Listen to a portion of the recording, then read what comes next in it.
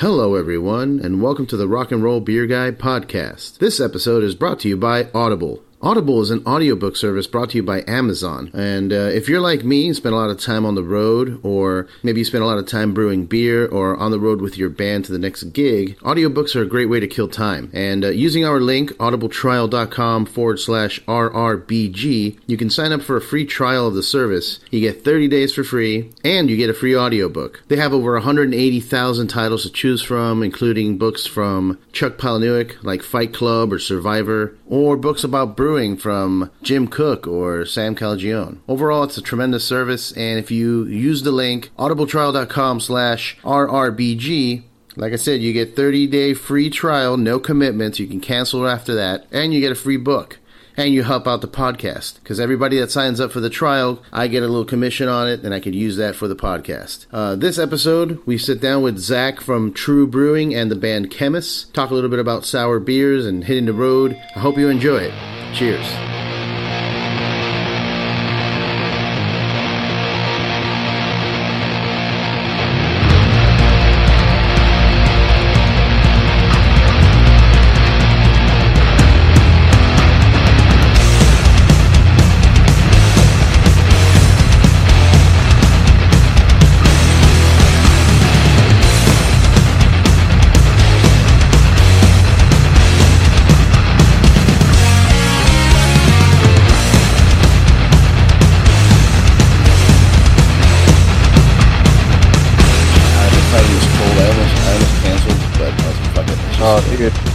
I like today's the first day I feel like I might be coming down with some shit, so I'll, have to power through here. Awesome.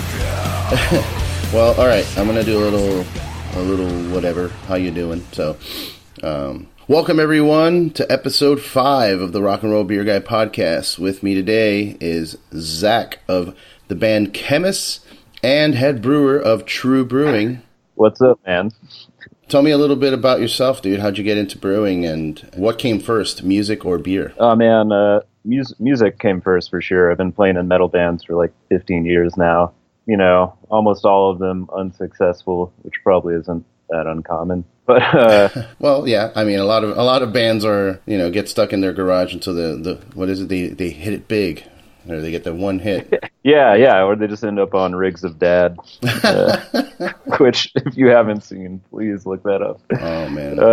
So, yeah, I've been playing in bands for a long time, and decided I was working an office job doing technical writing, and it was driving me nuts, man. I hated it, and at the time I was living in North Texas, where I'm from. Decided I wanted to get out of the office job, and was thinking about what I wanted to do, and decided kind of settled on brewing. I had become obsessed as a home brewer, and thought it was something that like I could sink my teeth into. You know, as you might imagine, this was probably 5-6 years ago now. There wasn't much of a beer community scene in North Texas, so I packed up my shit and moved to Denver and started looking for a brewing job here. I'd always liked Denver and wanted to go where the work was, and I started volunteering around and did some real temporary bullshit work at breweries, just helping out on packaging lines and that kind of stuff. And then I got in with a small upstart brewery in Broomfield, which is north of Denver, kind of suburb area.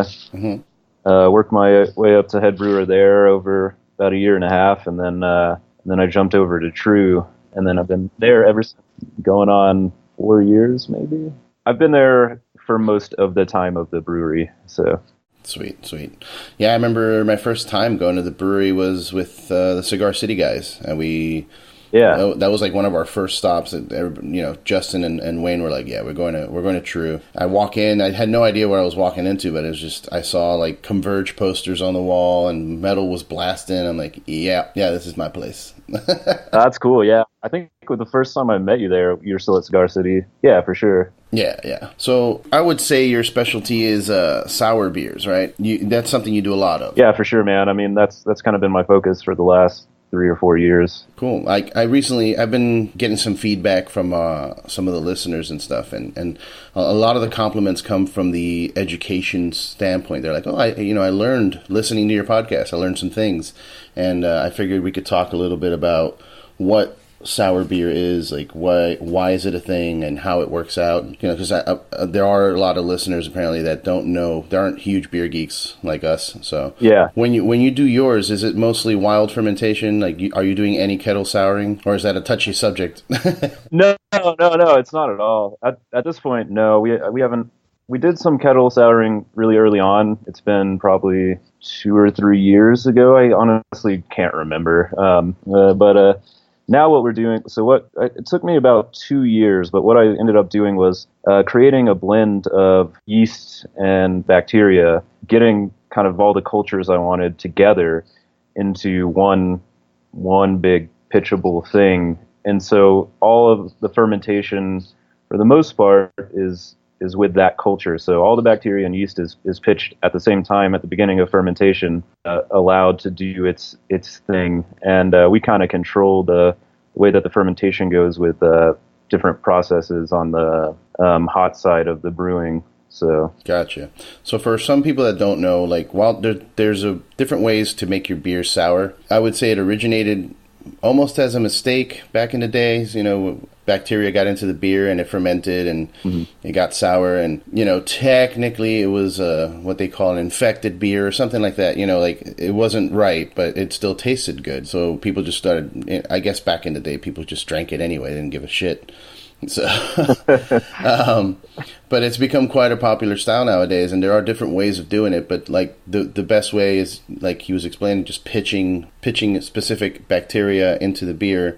That's healthy bacteria. It's some people get turned off when they hear bacteria, but it's actually a healthy thing. Like, a lot of people go to Whole Foods and buy lactobacillus or acidophilus, tablets or yogurts and stuff like that, because it's good for your stomach. Most of that same bacteria you're going to find in like yogurt. So I think that's like the one analog that's easy to pull. If you're eating yogurt, if you're willing to ingest that bacteria, you kind of get into the same thing with these beers for the most part. There's some differences for sure, but yeah. And then the difference between just pitching in some bacteria like that and letting it ferment wildly, like as they say, in barrels and stuff like that, with like wine barrels.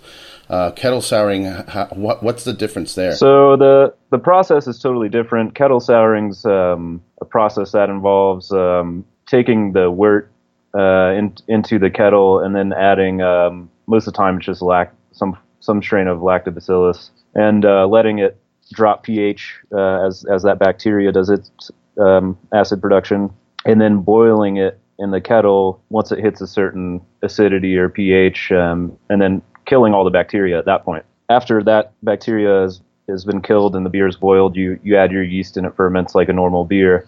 You're establishing that acidity as one of the initial steps of that fermentation and of that beer, where with the mixed culture beers that we're making, it's kind of the opposite, where the initial yeast fermentation happens and then a bacteria fermentation happens kind of slowly over time. The bacteria in the beer in the mixed culture is still alive, and it continues to evolve and change over time, whereas when you're kettle souring, you kind of have a more one-dimensional acid production. And I would say, according to beer drinkers that would call themselves professionals, a lot of them prefer the wild fermentation over the kettle souring.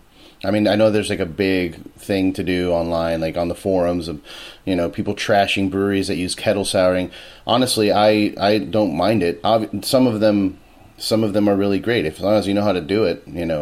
I think it's safer too. I think that's why a lot of people do it. There's less chances of other beers getting infected. Totally, man. I mean, it's kind of like it's a safe way to have bacteria in the brew house. You're killing it before it goes downstream in any of the equipment. We have a second production brewery called the Acid Temple that is just mixed culture sour beer, and that's the bulk of our production. But everything over there is fully infected at this point. So there's no making clean beer there.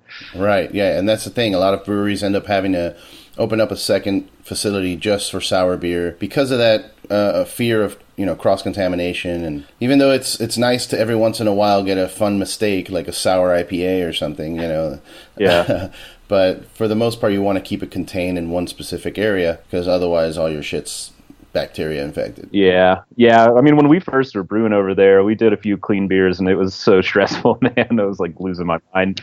So, what are some of your favorite fruits? A lot of these sours use fruit to add to the sweetness and or acidity depending on the fruit. But like, what are some of your favorite that you use for some of these? well, I mean, one of the things that I've been working on over the last couple of years is working directly with farmers in Colorado, and been able to establish these relationships so that pretty much all the fruit that we use in our beer is from the Western Slope, about 3-4 hours west into the mountains here. Nice. And the fruit that we've been using is, we've gotten peaches and tart cherries, and this year's sweet cherries, as well as some wine grapes, and there's a few other things. Apricots grow. It's a little bit more. They're a little bit less predictable just because of the weather. Sometimes they don't quite make it, but we're able to grow a fair amount out here, and it's important for me to have those connections with farmers and to use fruit that's grown in state, because I think it's representative of, like Colorado agriculture. Sometimes it just feels, we've done it a few times, and I still am like a little bit disturbed by it, but we've used fruit from out of state, and it just feels a little soulless to me. Yeah, you got to keep it local, man. Yeah. I think I'm really like as time goes by, and in terms of like brewing or whatever, my interests have changed, and one of the things that I feel is really important in general, but specifically for what I want to do is to have like direct links to the supply chain, and to have influence and start taking back control of supply chain, and the effects of that, I think, are far-reaching. So when you speak about that, you're referring to having to go through a distributor or something like that to get your fruit, or you want to just have direct connection to the farms? Is that what you're saying? Yeah, it's kind of all that in one, in a way, but it's essentially like it's having a direct relationship with the people that we're getting our things from, whether it be our barley or hops or fruit or yeast even. Part of that, I mean, essentially what I would like is for brewing as a whole to have more of those direct relationships, including with the farmers, because that allows us to pay them, kind of what they're actually worth, instead of what you run into, like talking with some of the fruit growers in the Western Slope. Some of the troubles that they run into are, they're selling to these packing houses for their fruit, and if it isn't picture perfect, they'll toss it, and they don't get paid for it at all. They just toss it and say, well, here's how much we're going to pay you for what you brought. Well, we're able to come in and say, yeah, all that fruit that they're going to toss, sell that to me, and I'll pay you. And so farmers are able to make a decent living, and at the same time, we can develop those relationships. So it's like, hey, also, what would be really cool is if you grow me this type of cherry, right? So we're supporting these people, but then we're also able to influence what we're able to get, instead of other people with money, bigger corporations, being able to say, here's what you're going to grow, because this is the only way you're going to be able to make a living. That limits our choice. So I really want to pull back and say, you know what, sell it to me. I'll pay you more than that guy. And then also, I want you to grow me all this variety of things. And that kind of gets them excited about what, growing different things and having a direct relationship as well. Hell yeah, man. That's actually really cool. I never really thought about that. It helps stimulate the economy for them. They're happy, and they're going to produce, I would say, better quality things. Because, I'm of the belief that if you're growing something in a negative, okay, this is just a chore, right. I need to produce X amount for this company, like, it affects the fruit too. Like everything gets affected by intentions and the way things go. So if they're happy, they're going to produce better, more vivid fruit, in my opinion, I would say. Yeah, I think so. And I mean, we've been able to do that to smaller degrees with working with local maltsters and going out to visit the barley fields, and just seeing that kind of thing and having a direct line of sight and relationship with that. I think it's important. Hell yeah, I agree. In terms of, okay, so going back a little bit, we were talking about the different bacteria and stuff. The main ones are Lactobacillus, Pediococcus, and Brettanomyces. Which ones so what are the differences like between Lactobacillus and Pediococcus and Brettanomyces? What would you say are any major differences? I know Brett. Yeah, so kind of like the regular brewers use Saccharomyces. I mean, there's so many different strains of it. You can have Belgian yeast, English yeast, American ale yeast, like all these different subtypes. But generally, they give you they have different esters and phenols, but they're not going to give you the characteristics of like a Brettanomyces, which is technically a yeast, but it produces really different characteristics that you can get out of kind of regular brewer's yeast, and they're far ranging. They're usually on the funkier end, kind of like so-called like barn and horsey, and even sometimes like manure things. And then on the lighter end, they kind of have like pineapple and nice aromatics in that way. They also are able to ferment some of the things in the wort in the beer that regular brewers yeast can't. So they're able to attenuate further. They'll dry the beer out more, which can lead to some of that higher carbonation if it's a bottle conditioned beer. The bacterias are kind of, I mean, there's so much variety. Lacto kind of tends to give you that classic, almost like yogurty thing. It's can be lemony. Pedio is a little bit of man. It's just one of those things. Like, to me, it's got like a pineapple-y character, and the acid production from it's a little different. And it's one of those things where I almost can't describe it, but if you smell it and taste it, like, you'll know right away that there's pedio there. Okay. And now, is that something that maybe you've developed, or like would anybody pick up on that? Like, or is it something like cilantro where some people think it's amazing and some people think it tastes like soap? Yeah, I really don't know, man. It's hard to say. I think some of it's going to be like some palate development or whatever, and some of it's probably like if you like it or not, it's just personal preference, Yeah. And that's what's cool with all the different sour beer producers is, you can make those beers to how you prefer. Yeah. Speaking of other sour producers, like, what would be some of your favorite other breweries that are specifically in the sour realm? Yeah, man. I mean, so definitely one is Jester King out of Austin, and being a Texas dude like that. Seeing, like, when they first came out, they were making clean beers, and then they made the shift to mixed culture sour beer, and like seeing like a bottle on the shelf called Black Metal, and it has this corpse painted dude, and they're making these weird mixed culture sour beers that blew my mind. So they kind of, like, if it wasn't for them, but that really kind of blew me away, and I love their beers. Jolly Pumpkin's another big one for me. I don't feel like they get a ton of shout outs or whatever nowadays. I don't know if they're cool anymore, but I think some of their beers are the best sour beers in the country. They make really nice stuff. And then locally here, I guess Casey's killing it. So. Oh yeah. I'm actually taking a trip to Denver in May, and I'm hoping to stop by there because I've never been by there. I've had a couple of their bottles, and they've been phenomenal. So it's cool, man. It's a trip in the mountains for sure. Yeah, I heard it's kind of a journey. It's not like driving down the street. It's like a thing. Yeah, for sure. You get like it's in Glenwood Springs, and you pass through this cool canyon on the way, and yeah, it's a neat trip. Nice. Yeah, I'm going to go see the Opeth, Gojira, Devin Townsend at the Red Rocks. Yeah, that's going to be killer. Yeah, man. I was, I heard about it, and I was like, I wish that was here in LA. And then all my bandmates from all over the place, because once I left Florida, like, we had all split up. Like, our drummers in Denver, our bass player went to Seattle.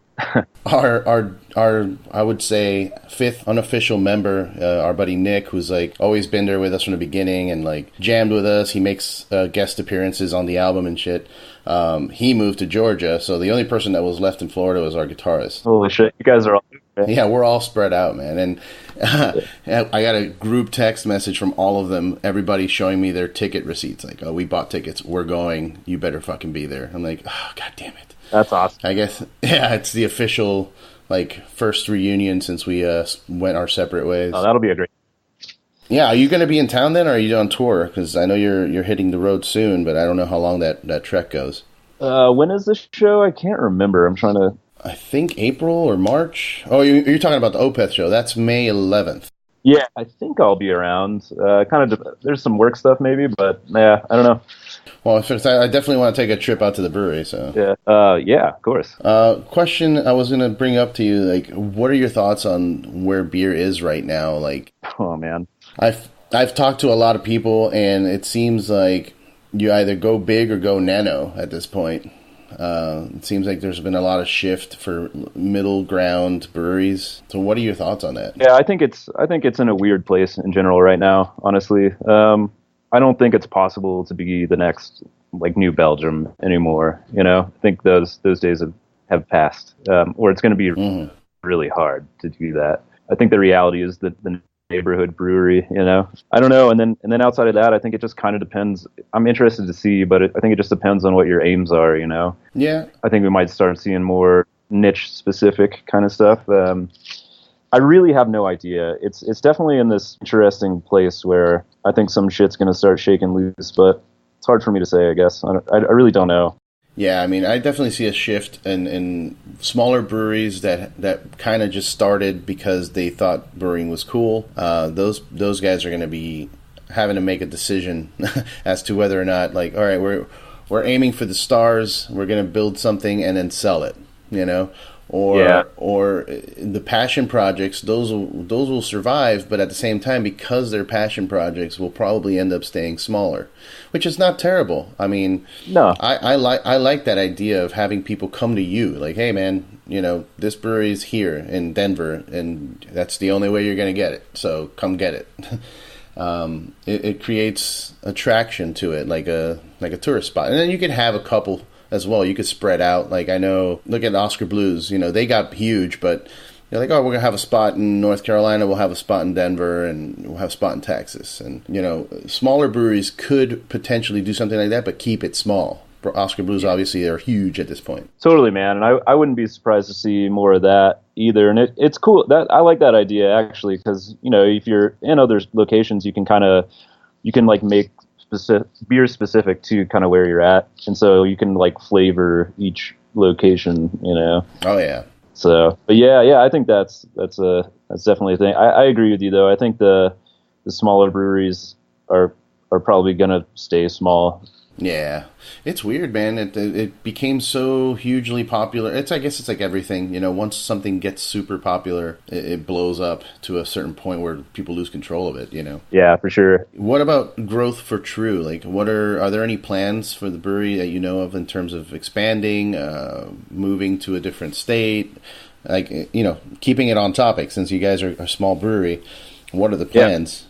Yeah, I mean, so this year we're trying to bump up our production pretty aggressively, which for us is still pretty small. I guess, like, just in general terms, like, our end game is we never want to be, we don't want to take over the world. So that's really unappealing. We don't really care about being huge. I mean, basically we want to make sure everybody can make a good living. But as part of that process, we are starting to send beer out of state. And we've been getting our beer to Asheville and Boston area and Seattle. Nice. And this year we're looking to start going into a few other cities. I'm pushing hard for Austin because, then I can go home and hang out with friends and family. So yeah, it's kind of like we're sending our beer at places we want to go hang out. True. I like that. That's a good way to do it. I mean, a lot of people are just like, oh, let's go here because it's a hot beer town, but like, you're going to get buried, amongst all the other hot beers. Definitely consider that stuff too, like there's not a ton of breweries outside of Wicked Weed in like Asheville that are making the kind of beer we do. So, that's pretty cool. That's an appealing stuff, Yeah, you guys are definitely in a unique spot, not just because of the beer you're making, but like the theme, the whole metal satanic theme, which I love. Super, it drew me in automatically. Like, if I were to ever get a beer tattoo, it would be that freaking pentagram with the pints for Satan thing. Like, that thing. Pentagram? Yeah, the pentagram. That thing is amazing. So yeah, but you have a theme that's universal, is what I was trying to say. Like, some breweries, like my friends in Miami, the MIA Brewing, I don't see a huge amount of success outside of Miami and Ohio, because there's another Miami in Ohio. So, like, right. Their theme is more specific, like Cigar City too. Cigar City is more of the Cuban, we got the cigar thing and tropical, and you got their beers like Florida Cracker. Like, I don't see Florida Cracker being a big seller in like Nebraska. You know what I mean? Yeah, for sure, man. I think you know, I agree. It does have kind of that universal appeal, and that's part of I think what trips me out because the brand is so much bigger than the brewery. It's really weird to me, like in a cool way. But it just like it kind of blows my mind that people in New York have any idea about True Brewing or Seattle or like we're so fucking small that and anybody who comes to the brewery, they're always like, "Whoa, what the fuck?" And Yeah. Well, it's good because you guys are in a big, major beer town. I mean, every year, Great American Beer Fest attracts people from everywhere, and people end up at your brewery, and because the brewery is so awesome and it looks great and the beers are good, they go home and they tell everybody, and then it just spreads. It's awesome. yeah, for sure. And we're lucky in that way, I guess, to have GABF because we get everybody from across the country just coming to hang out and checking the place out. So hell yeah. Guilty pleasures. Do you have any beer or music guilty pleasures? Man, I don't believe in guilty pleasures. You just like what you like, I mean, I drink Coors Banquet pretty regularly. So. Well, you are in Denver, and I've had it there, and it feels different. Yeah, it's culturally different here, Yeah. The perception of Coors here, even, it's kind of funny. And then musically, I'm all over the place, man. I listen to all kinds of shit. So pop, country, all that stuff. So I don't know. I mean, the other day I was listening to Kate Bush. So okay. Yeah. Man, I would say my guilty pleasure beer is Pacifico. Oh yeah, love that thing. And when I'm eating Mexican food or ceviche or something like that, like seafood, it's perfect. Totally, man. All that stuff's contextual, right? Yeah, for sure. Yeah. Musically, I don't know. I mean, I really like that Juicy J and Katy Perry song. Oh, shit. The Dark Horse song. I don't know what it is, man. It just sets me off. I want to see you rocking out to that. Yeah, moshing out. I just mosh. And then my buddy Jeff from Poison the Well, he fucking turned me on to the new Justin Bieber song. No. I know. It's like DJ Snake, Justin Bieber, and it's just like the worst. It's the worst in a context of metal dudes. You think about it and you're like, this is the worst shit ever. But I allowed myself to listen to it and as like a general populist type of guy, and yeah, it's catchy as shit, man. It's super catchy, and it makes you feel happy in a way. Like you don't feel anger, which is something I feel from all the other music I listen to every day. You know what I mean? I always. Yeah. Are you gonna go see the Bieber tour? Oh, totally, bro. I think Margaret did the lettering for him and shit. It looks like Metallica or something. It totally tripped me out when I saw that. It's like, what the fuck? Yeah. Metal is cool again. Yeah. What was it? Was it Beyonce that had the Slayer shit? Yeah. Oh my god. Yeah, well, hey, that'll work to your benefit. If everybody starts embracing metal again. Yeah. It'll work for the beer and for the band. Exactly. So I was talking about music a little bit. Talk to me about Khemmis. So how did that get started? Because you were saying you were in bands before you were brewing. So was it always doom for you, or is that something that just happened recently with Khemmis? Mostly recently with Khemmis for me. I mean, I've been the last band I was in was like a evil death metal band, and that's kind of like been my wheelhouse for a while.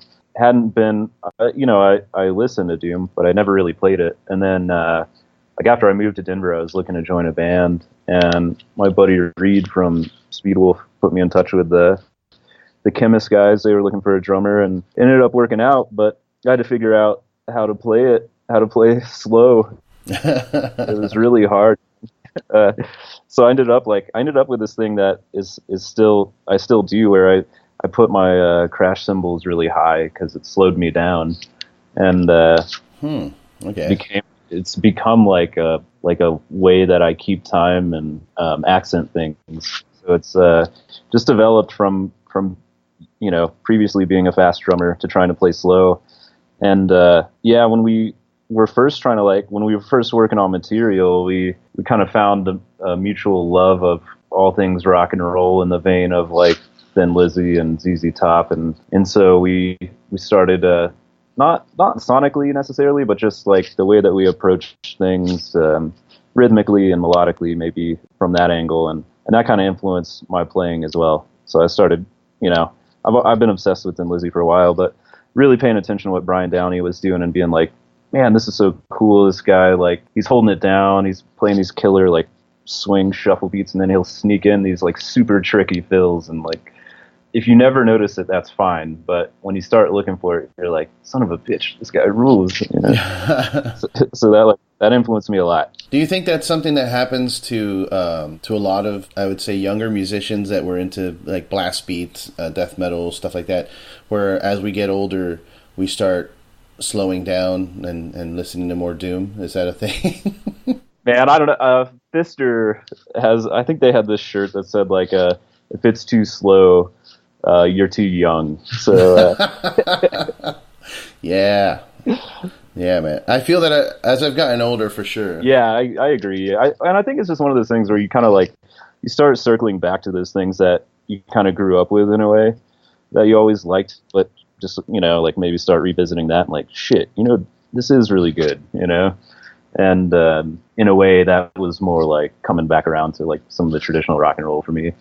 Yeah, so, man. Like it wasn't all cryptic death metal anymore. Well, like Black Sabbath for me, like I grew up on that stuff, but then like somewhere in the middle I kind of lost it, like not lost it, but just stopped listening to it and started focusing on newer music or whatever. Yeah. But like now I go back and listen to Sabbath and I'm like, God damn, what the fuck? I know, it's what more do you need in a way? Yeah, like it's nuts, man. And I went really the progression of what I was listening to got faster and heavier and crazier through the years, like, I guess I would blame bands like Metallica or Pantera or, Slayer and shit that just, they were fast and everything, but I wanted more, and then that's how I discovered, like, death metal and black metal and crazy shit like Dillinger Escape Plan that, just makes me think, but also makes me want to punch things, Totally, man. I really I feel like that's a pretty natural progression. It's almost the same thing when you're first getting into beer,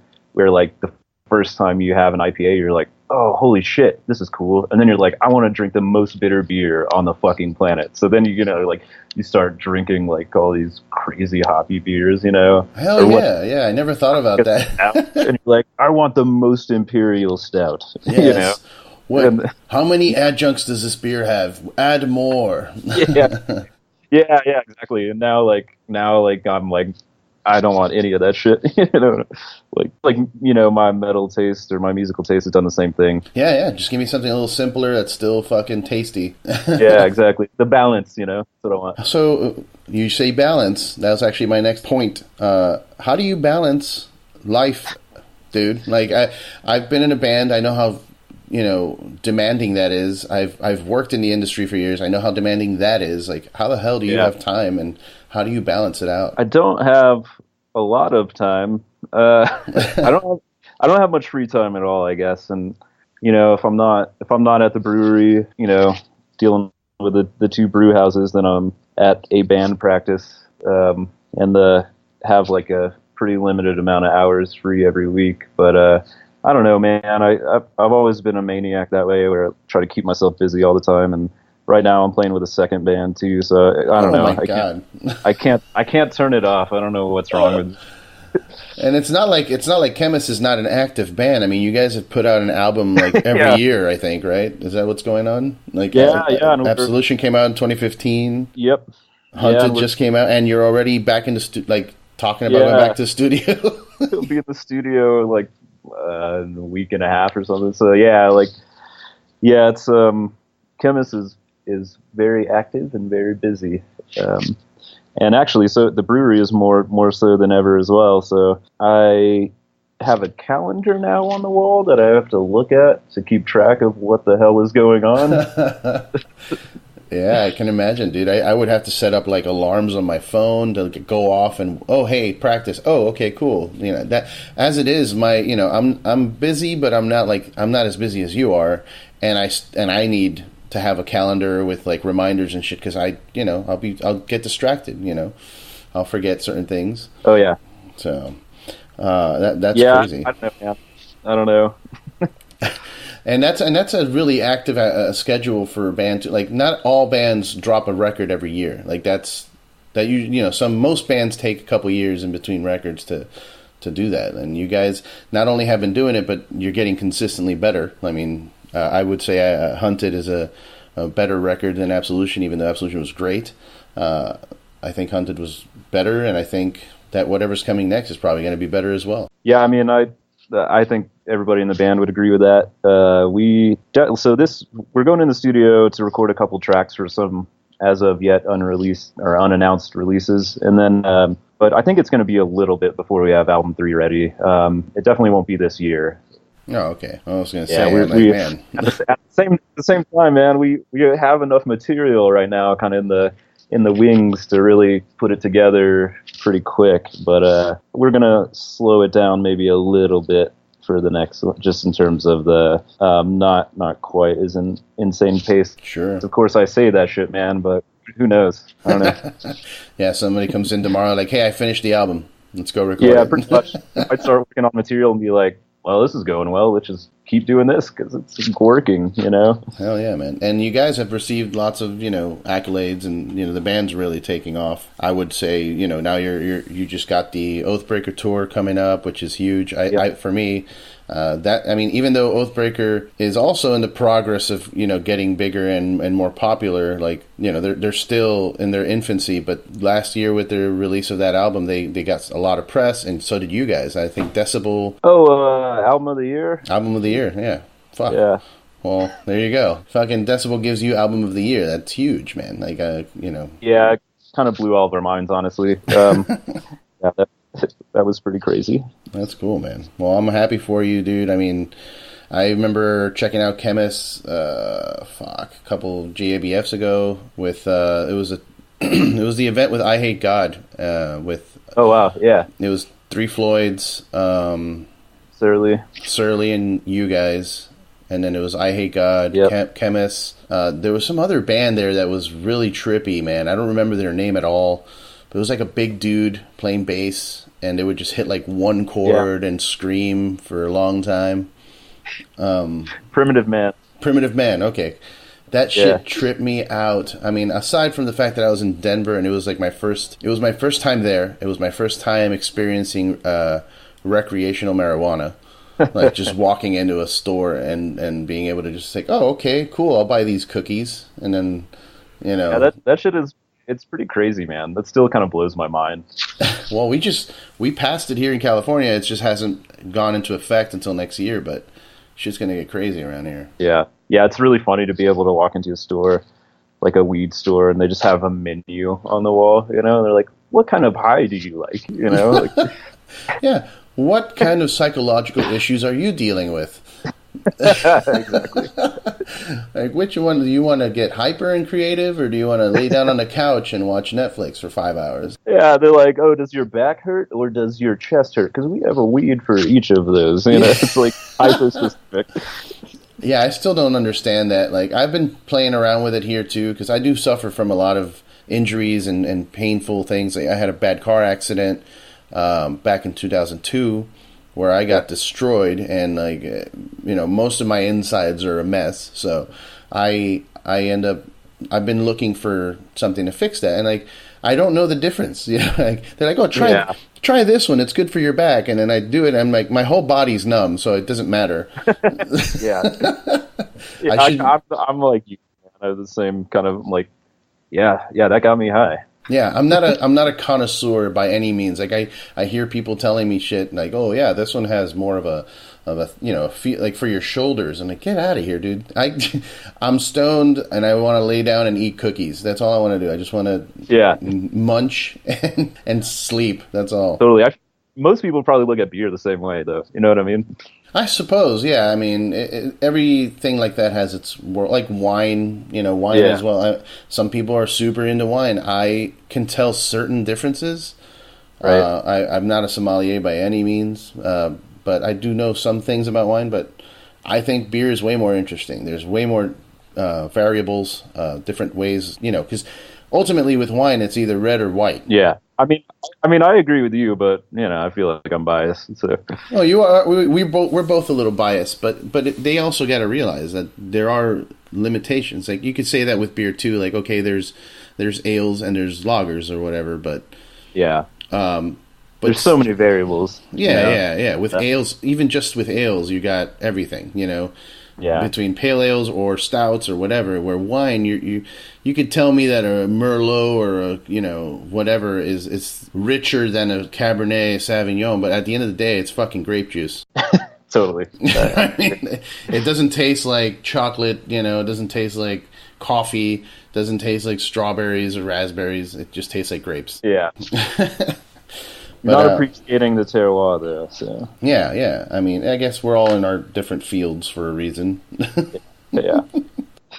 Speaking of, we were talking about marijuana. Doom metal is something that is linked usually with stoners, like stoner metal. Mm-hmm. Is that like a big part of the culture for the band too, or do you guys not smoke at all? Like, how does that work for you guys? It's definitely not a big part of the band. We're more beer drinkers. Like people smoke weed in the band, but it's not really it's not like a huge part of. It's not part of the culture of the band. Not really, man. It definitely doesn't affect the way that we approach the music at all. So okay, cool. Yeah, because a lot of bands, that's their thing. Like that they promote that. Like, oh, hey, we're huge into the marijuana culture and community, and like that's more important to them than the music itself. You know what I mean? Yeah, for sure. Yeah, we definitely none of that really influences what we do sonically. So what would be some of your favorite bands in that genre, in the doom genre? If I would have just heard doom for the first time by listening to your band, what would you recommend I listen to in a similar vein? Ooh, I mean, everybody in the band is a huge Yob fan, so that's probably number one. I guess a newer band that I really like and everybody in the band does too is Crip Sermon, who we just got to play with, and they were fucking killer live. And then some Candlemass. Let's see what else. Off the top of my head. I mean, Sleep, of course. High on Fire, Sleep. Sleep was playing here last night. I missed. It was sold out like almost immediately, but it was Sleep in the Melvin here in LA. Oh man, that's a show. Yeah. And then Samoth Race is a favorite as well. How do you say that again? Samoth Race. We brewed a beer called Life's Trade, which is the name of their first album, and that album is so fucking good, man. Been listening to it for like however long, ever since it came out, and I still listen to it regularly. So yeah, well, shit, I gotta check that out for sure. Yeah. What are your thoughts on NAMM? I'm starting to recover now from NAMM weekend. Have you ever been there before? I've never been. Everybody else in the band is a way bigger gear nut than I am. Because everybody else in the band is crazy about their gear. Mm. I'm just a caveman who hits shit with sticks. So, but I don't know, man. I've never been. It seems pretty wild. How was it? Well, I mean, I would say that I'm currently suffering from namthrax, is what they call it. Where I have it's something that happens at any convention. You get a little sick from it. Just everyone that's there. Everybody's got bacteria and coughing and whatever. So, but it was cool, man. It was a little overwhelming. Like I'm more like you. I've been in music for 10 years or so, but I never really took classes on things. I don't really know much about gear. Like I know what sounds good. So if I pick up this bass and I play it and it's like, oh my god, that's incredible, then I know that I like that. But I don't know what it is that I'm like. Some people are, I'm all just about one specific type of or brand of guitar or whatever. I couldn't really appreciate that aspect of NAMM because I'm sure there's some shit there that's I was more into like, oh, there's VR drum sets. That's pretty cool. I mean, I'm starting to get more particular about things for sure, and it's probably the influence of the other guys in the band being around, and their tone is so good that it's like, well, like drums have to sound good, you got like,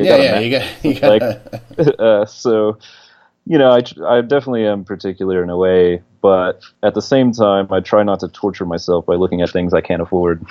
That's the other thing, man. So, like, I found a bass that I really want, and then when I finally asked the guy, he's like, "Yeah, it's $8,000." I'm like, "Oh, I'll never buy this bass." Yeah. Even if the band were to take off and we got signed, like, I don't have $8,000. Who the fuck has $8,000?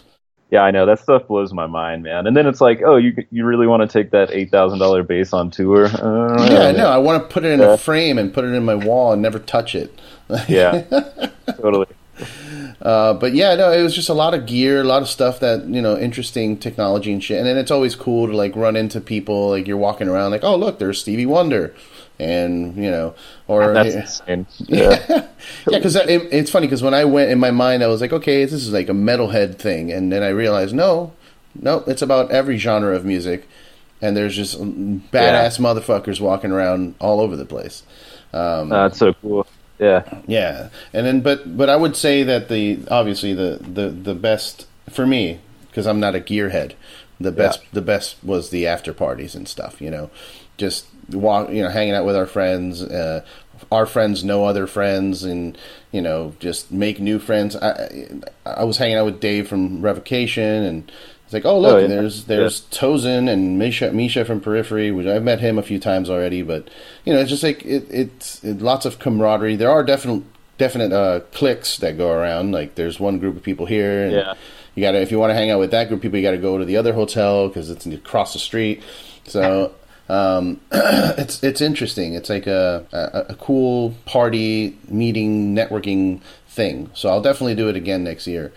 If I can, if I get the opportunity. Yeah, it sounds great, man. Like, I'd love to go. I know, I just got to give a shout out to Sasha, because I know that, like Dan, our bass player, has 2 of his basses now. So yeah, I know he's gonna have some stuff via somebody else at NAMM. So yeah, this year Sasha didn't have a booth specifically, but they were at the Ren and Cuff booth showing some of their guitars, and it's cool, man. It's a really cool event to visit at least once or twice. In terms of True Brewing's theme and everything that they've got going on, what are the main influences that you would say in terms of any books that you read that would because I know there's a lot of old school books on demonology and the occult and all that stuff. Is there anything that you would recommend for someone that wants to get into the vibe that you guys got going on at the brewery?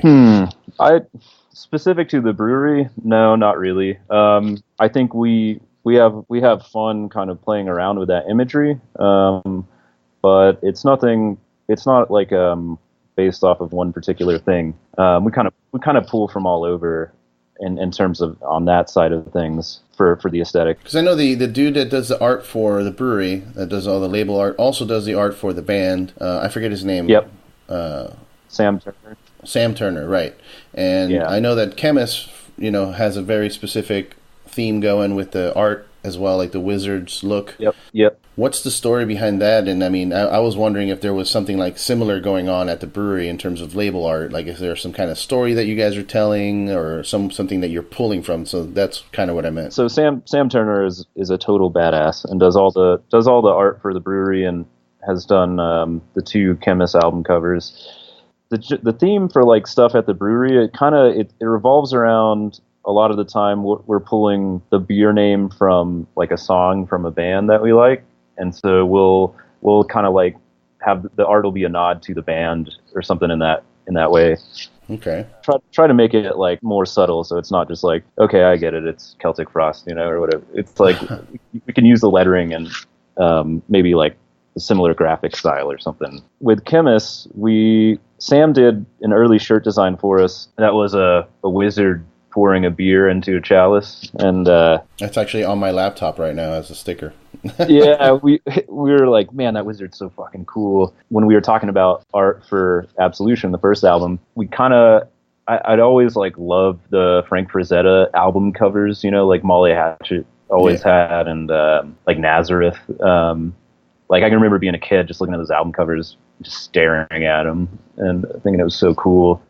So when we were trying to conceptualize the art for album 1, we wanted something in a similar style. So we had him working the beer wizard into that, and we were like, shit, this could kind of be like our Eddie, from Iron Maiden. So we wanted to continue using that character. So when it came to Hunted, That same wizard is actually on the back cover, and a different evil wizard is on the front cover. But kind of it loosely ties into the lyrics, but mostly it's one of those things where it's a nod to kind of like the album covers that, from the 70s. And I think that the appeal of that is those album covers were badass then, and 40, 50 years later, you look at them now and they're still fucking cool, like I feel like they hold up really well over time. Whereas like some kind of like different artwork style, like you look at it and you're like, oh, that's so 1990, Sure, yeah, it's timeless for sure. Yeah, that was kind of the hope anyway.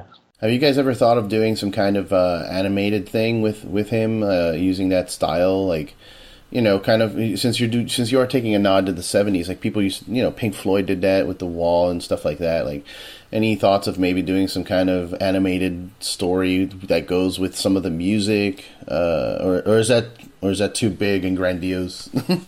I've never thought about it, but that sounds awesome. I think it'd be cool as hell, man. Like, not a lot of people are doing that in terms of creativity. Like, sure, people do concept albums all the time, but like something like that, like, team up with an artist. You already got a great fucking artist, and then work on something together to create like a piece of everything together, Yeah, that'd be killer. I like that idea. Yeah, have a crazy beer wizard concocting beer and shit, and while the music's playing, and I don't know, just ideas. Let me know. I'll do some writing if you guys need writing. Cool. Something I was doing the other day for fun was trying to come up with a beer name. Just in general, we started just trying to come up with a beer name, and then I started thinking of philosophers or like old people like that, like Galileo. Oh no. I feel like I've come up with so many stupid beer names like over the years I can't even remember them. But I like one thing I hate is hop puns. Like I fucking hate them. I don't know what it is, man. I just like I can't stand it anymore. It's like happy birthday. Ugh. Oh God, happy birthday. Fuck off. Yeah. Happy beer day, man. Yeah, exactly. I hate that shit. Oh my God, I think I have another one. Copernicale. That's horrendous. And Aristotle. Oh my God. Yeah, just the dumbest shit, man. I mean, I get a lot of time now where I'm sitting there writing stuff for either the podcast or other projects that I'm working on, and I just come up with the dumbest shit. And I'm noticing stupid notes that I shouldn't write while I'm smoking. Usually I'll smoke near the end of the day when I'm home, and I'm like, all right, I need to smoke a little bit, just relax and go to sleep. Yeah. But then sometimes I get inspired and start writing nonsense. Like I found a note. I found a note that just said "real men fart," and I don't even know what I don't even know what that means. I don't know what I was thinking about. Like, what was the idea behind that? But yeah, that's one of the things. That and the stupid philosopher puns. I think that's gold, man. I know you should just have one episode that's just that shit. Just names of stupid puns. Yeah, and like your writings whilst high and tired. Yes, exhausted, tired from a full day of work. Let me just write some like real men fart. There was another. So I was thinking that I wrote it down too. Here's like a note for. I'm sure that this was written in the same way. Drugs and music, America, the band, Ventura Highway lyrics. Have you heard that song, Ventura Highway? Yeah. What the fuck is going on in that song? Because it's there's a part where he says like alligator lizards are in the air, and like it doesn't make any sense. You can tell they're just tripping on LSD or something. I think it's probably like Holy Diver. You can't think if you start trying to make sense of those lyrics, you're doomed. It's ridiculous, man. Those dudes are out in the desert, fucking doing peyote, just just writing about whatever. Yeah. Do you think that, lately I've been hanging around a lot of, with NAMM, for example, and seeing some of the behind the scenes. How different do you think it is now than it was back in the 70s and 80s where, like, these dudes were going out into the desert and just doing LSD and peyote and shit? Like, I don't think people are really doing that anymore. Like, they're drinking and they're smoking, and a lot of people do cocaine and a lot of, whatever. But, like, the whole going out into the desert and trying to find yourself via psychedelic drug thing, like I don't see that happening a lot, except for people that go to Burning Man and end up staying there. Yeah, exactly. Yeah, I don't know, man. Maybe unfortunately it's just become Burning Man, and It's just like people are just getting fucked up and then just not doing anything afterwards. Yeah, they're not creative. People aren't creating, which is if you're gonna take all these crazy drugs, you might as well do something creative with it. I would say produce something. Don't be a waste of life just laying around. Yeah, absolutely. I feel like that in general, man. Well, yeah, even if you're not taking drugs, do something with your fucking life. You know? Yeah. Even if it sucks, just do it anyway. Like I feel like people they need to exercise that part of their brain. Well, sure. A lot of people and they don't do it because they're afraid or their self-esteem is so low, and they don't want to hear people tell them it sucks. Yeah. But that you need that. You need people to tell you and criticize your shit. You can't be praised all the time. That you end up with Trump. You know what I mean? Like, yeah, you need to be criticized and makes you a stronger person. Yeah, I'm like that for sure. Like I want to hear complaints. I always tell people, I'm like, hey, did you hear the thing? Can you tell me like what was wrong? What can I fix? But a lot of people don't do that. Oh man, yeah, no, I think it's definitely helpful. I mean, when it's constructive, of course, but like, ooh, actually, you got me thinking here. We should, I'm gonna pitch you a show idea. Okay. Have some brewers on and just have them read through their favorite Untapped reviews. And have a whole show about criticism. Oh man, I meet so many people like brewers that will, they let it affect them in the wrong way. Instead of it being like, oh shit, well maybe that's something I should look into. They're like, look at this motherfucker. What do you know? What's the last beer you brewed? Oh god! And then at the same time, you could have musicians on to read their favorite reviews of their albums. Oh man, like that's got to be good. Well, I mean, I know there's the mean tweets that Jimmy Kimmel Oh, makes celebrities read negative tweets about them. That's great. Yeah, but no, that's fun, man. That's interesting. The fucking Untapped reviews. Some people are so brutal. Yeah. Like, for example, look at Jeppy, is that how you say his name? Jeppy? Yeah. He fucking started crushing a troll on the internet the other day. I saw that, man. Yeah. Like, went all out about it. Yeah, I'm like, at first when he started reacting, I'm like, oh, don't let it get to you, man. Don't let him fucking make you angry. But then he started making memes and really cool shit about it. I was like, yeah, it got like really good actually. Like some of those like graphics that he came up with are fucking outrageous, man. Yeah, it's awesome. Yeah. Any albums you're looking forward to? I know that Mastodon just released a little clip of their newest. I don't know if you heard it, but is there anything you're looking forward to in terms of music for 2017? Paul Bearer's new album. They just released a new track, and it's really good. I haven't heard it yet. I gotta check it out. Man, yeah, it's got me pumped for the rest of the album. King Diamond's supposed to be working on something this year, which I'm a mega fan. Sick. So looking forward to that. God, what else? I'm sure there's a ton of stuff. I don't know, man, off the top of my head. I'm stoked to see what the Intronaut Boys do. Those guys, they're writing new stuff now, and I mean that's another band that's been getting progressively better through the years. Their last album was their best record, in my opinion. So I'm stoked to hear what they come up with next. Yeah, they're so good. Well, all right, let's see. I have stuff here about going back to sour beers, all the different styles. I wrote down American Wild Ale, Berliner Weiss, the Goza, Flanders Red, Lambic, Oud Brewing. Mm-hmm. What would you say of those is your favorite to drink and also to brew?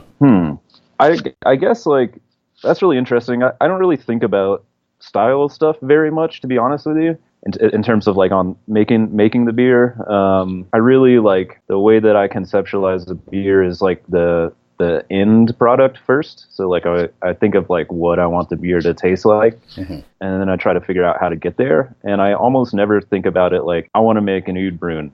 How I think about it is I want to make a beer that has this level of acidity, that displays this kind of hop character, and that's it. So how do I get there? Or even I'll be tasting through some beer that we have, because now we have a fair amount of beer on hand, which I feel has made our beer so much better because it's given us the ability to blend. So I'll taste some of the beer in process and be like, oh man, what this would make this beer killer is if we blended in this barrel and added tiny amount of this dry hop or whatever. So from the production standpoint, I don't really think about it stylistically. In terms of what I like to drink, man, I'm all over the place.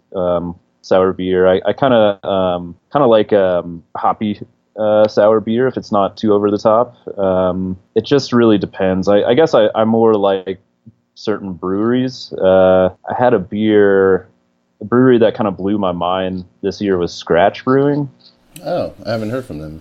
I don't. Yeah, man. They like I don't know exactly what the setup is, but I think they forage for a lot of their ingredients and do that stuff. So kind of they use ingredients that are native and close to them. But they had a beer. We did a fest. Wicked Weed did like a sour beer fest, and we went out to North Carolina for that. And they had a hickory beer, and it was fucking incredible, man. It was unlike any other beer I've ever had. It had like this crazy wood character, this like smoke element almost, like some like molassesy type things going on. It was just like so strange and awesome. It blew my mind a little bit. I never had a beer like it. So that's kind of where, my brain is these days. Like, well, that's really interesting, man. I like that approach, that not really conforming to any style, just kind of doing whatever you want to do. That's a very punk rock mentality about, brewing, which I appreciate. Yeah, it's really like, it's not even intentional necessarily. You know what I mean? It's just the way that I think about beer. I'll be like, how can we make this better? Or like, what makes this beer cool and taste good? And I don't really give a shit if it's like fitting any. Oh well, now it doesn't really fit. Yeah. It's like, who cares? Well, the what is it? The Brewers Association. If you want to submit to GABF, you got to put it in a category, bro. Dude, none of our fucking beers, like outside of very few, fit into any category well at all. So I think we're always gonna bomb out on that shit because it's like, this beer doesn't have enough hop character. It has too much hop character. I'm like, all right, whatever. Well, that brings me to that. Like, what are your thoughts on like the JBF awards? Like, that's something that matters at all to you? Like, if that didn't exist, you would still be doing your shit your way, I'm assuming. Totally, yeah. It doesn't influence the way I make beer at all. I'm kind of ambivalent about it in the sense of like, it's like cool in a way, and then it's also really shitty at the same time. I don't know. I hate anything that's limiting. Sure. I think it's cool for breweries who are doing a good job to be able to get recognized on a national level. So like that's not, yeah. I don't know. But I feel like that's something that's going to go by the wayside soon. Like actual awards from GABF compared to like maybe not Yelp exactly, but similar to like a Yelp review. You know what I mean? Like or rate beer. Yeah. Having that rate beer number is more important to your brewery than having a GABF award. I mean, I think that's already the case. I like the GABF awards are cool, and like a certain amount of people notice that, but I think the public at large doesn't even know what the fuck that is. So yeah, they just go with the rate beer number or whatever beer advocate review you may have on your like shelf talker or something, Yeah, totally. Yeah, dude. I'm more and more liking the aspect of just doing beers the way you guys are doing them and keeping it small like that, because I've always played with the idea of opening up a brewery, and I'm not a brewer by any means. I've brewed beer before, but I'm not the type of guy to sit there and write recipes in terms of like how much grain we need and this and that and the other. I know what I would like to taste in the beer. Right. But if I were to do it, I would keep it small, keep it very local, have people come to me, and not really worry about shelf life on certain beers. Like, because I've worked for some big breweries, and I'm not huge, not, Sam Adams, Sierra Nevada or something like that. But when I worked at Brown Distributing, I sold Stone and Dogfish and all these big brands. And shelf life was always like such an important thing and such a loss of money too. Like it was so important because of the amount of money that was being lost. Yeah. You're putting all these IPAs on the shelf and they're going bad. And then the intellectual beer buyer is not going to buy a fucking 4-month-old IPA that's sitting on the shelf. Right. So then that gets thrown out and, you have all this loss. Like, that's the headache I want to avoid when buying if I venture into having a brewery. Like, I don't want to have to deal with that nonsense. Like, personally, it's like, what's the point of getting that big outside of just heaping bigger piles of cash on the business. I mean, like, I think that that's irresponsible for the resources that we have available, and just lame in a way. I don't know. It's not appealing to me at all. In a way, I wonder, it's like, when does growing just become a dick measuring contest? Like, what's the point? That's unappealing to me, like, all the way around. I don't get it. Yeah, I mean, there's a matter of getting big to just get your beer at, I guess, it's just a different way of looking at getting big. Instead of opening up an enormous facility that's going to pump out, 1 million barrels a year, maybe just do like smaller ones, have like little 10-barrel house here, 10-barrel house there. You keep your integrity, and then you're also still spreading your beer out, and it's not dying on the shelves because it's locally based. So people, like, if you have a spot in Denver and you have a spot in LA, people come to LA, and it's whatever radius from the brewery will have access to the beer, but it keeps the beer fresh. It keeps the integrity of the beer. Totally, man, and that's that's going about it in a sensible way, where you're making the amount of beer that sells in the time frame it needs to. And I just don't understand, like, why, like, what is the appeal of making, so, like, for some of these breweries that are so big, like, having your beer all over the country, like, everywhere, every state in the country. I don't know. I just, like, that's unappealing to me, I guess. I can't, like, how is it special then? Or, like, what's the, I don't know. I can't, like, articulate what I'm trying to say, but it's like, growing just to grow is not really what it's about for me anyway. For sure. So. Yeah, it's definitely, it goes back to that conversation of, like, am I doing it for money or am I doing it for passion? And if you're doing it for money, you go big. There's a balance. You gotta make it work, but I think that you can do that in a real way without, going nuts. Yeah, I think that in the next year or two, we're going to see a big change in terms of the craft beer world. Definitely a slowdown, I would say, is coming in terms of new breweries. I mean, I know that right now is the biggest it's ever been, and when more and more breweries open every day, but I think that's going to eventually slow down when people start seeing that it's not really feasible financially if you're just going into it to make money or make a quick buck because it's a popular thing, and right. Then all the people that are passionate about it will be able to stick around because they've been smart about it, and they won't shut down immediately, Yeah, totally. But we're still going to have the big guys, the Sierras of the world, the New Belgium's huge right now, even though they're all still employee owned, I believe. Yep. So I mean, that's a smart way of, like, I think New Belgium is one that I respect in terms of getting big. Like, they're still employee owned, and they're still cranking out decent beer. So yeah, they've done some cool ways in the way that they've structured some cool things in the way that they've structured the business and approach brewing, and so. Word. The only other note I have on my sheet here is regarding psychedelic mushrooms. Okay.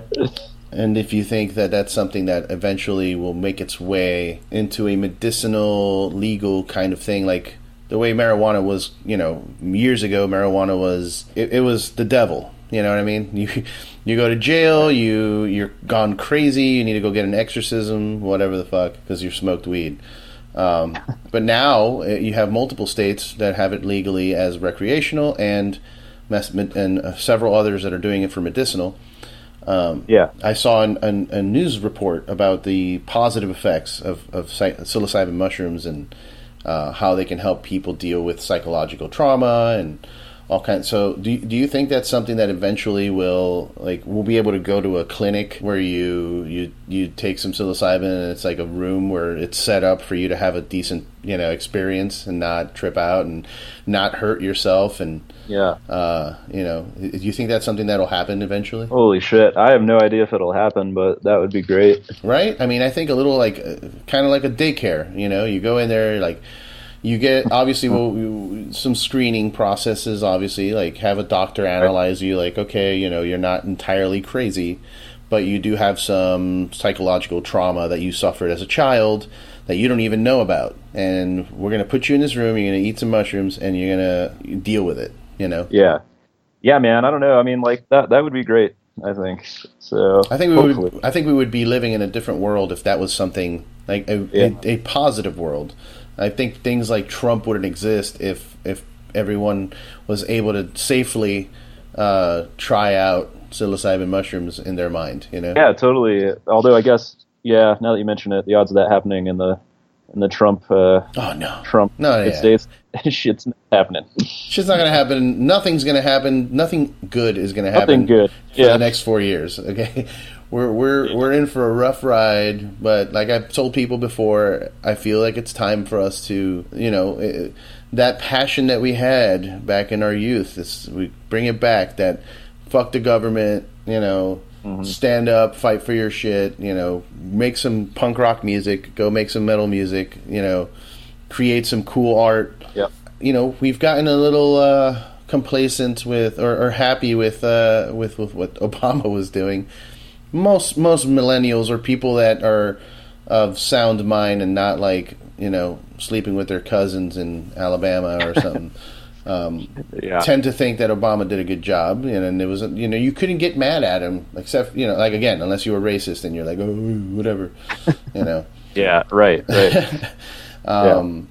Now we can hate the government again. And now we can have, you know, that aggression and that passion to do something about it. Hopefully. Yeah, we're gonna have to.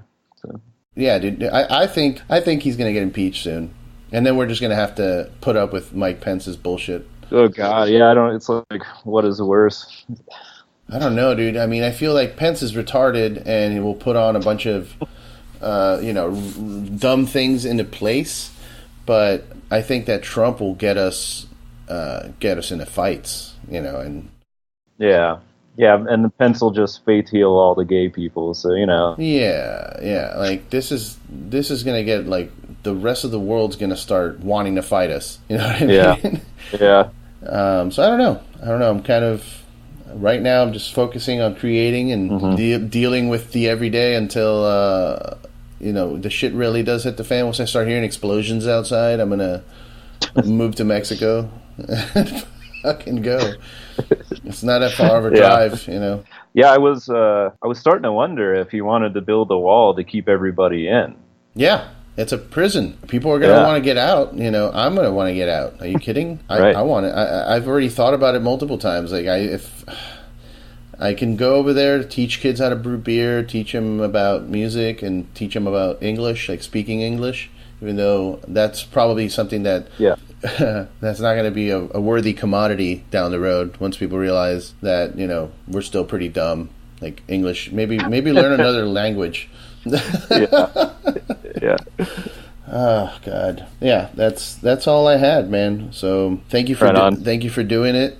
Thank you for please, everyone listening, go check out Khemmis on the Road with Oathbreaker. Yes. I'm super stoked about that tour. Also, if you're a beer person listening to this, please bring me beer on the road. Yes. Bring him some beers. Bring beer for the bands. Yes. If you're in a brewery or something like that, you know you have access to it. Don't fuck around. But yeah, dude, I'm super stoked. I mean, I'm currently not working for any brewery, but I have been interviewing with a couple of them, and hopefully by that time frame, I'll be working with someone, so I'll be able to bring you guys some beer. Oh, awesome! Yeah, that was so great last time. I mean, totally loaded us up, man. It's perfect. Yeah, no, I'll definitely, as long as it's within my ability, I'll always bring you guys beer. I'll bring anybody beer. Any bands listening, hit me up. I'll bring you beer. We'll figure it out. Hell yeah.